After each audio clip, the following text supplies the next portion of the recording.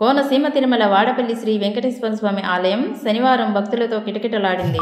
తెల్లవారుజాము నుండి స్వామివారికి సుప్రభాత సేవ, ఐశ్వర్యలక్ష్మి హోమం, బాలభోగం తదితర కార్యక్రమాలు శాస్త్రోక్తంగా నిర్వహించారు.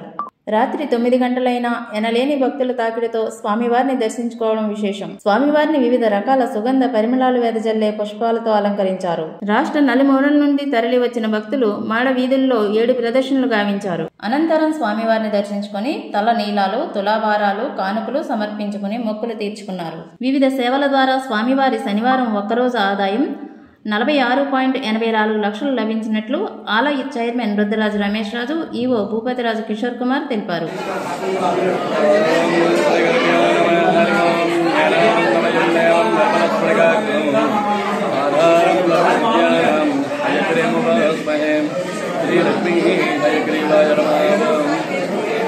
కోనసీమ జిల్లా ఆత్రేయపురం మండలం వాడపల్లి క్షేత్రం 7 శనివారాల వెంకన్న దర్శనం, 7 జన్మల పుణ్యఫలం.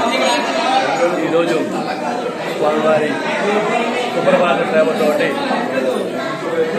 సుప్రభాత సేవ అనంతరం స్వామివారి యొక్క అర్చన, అనంతరం స్వామివారి యొక్క నిత్యోపాసన శ్రీ వెంకటేశ్వర సహిత ఐశ్వర్యలక్ష్మి హోమం జరపబడింది. తదనంతరం ద్రవిడ వేద పారాయణ, తదనంతరం స్వామివారికి బాలభోగ నివేదన, నీరాజన మంత్రోత్సవాలు జరుగుతాయి. స్వామివారి యొక్క తొలి హారతితోటి ప్రారంభమై స్వామివారి యొక్క దర్శనానికి అశేష జన భక్తులు స్వామివారిని దర్శించుకున్నారు. ఓం నమో వెంకటేశాయ.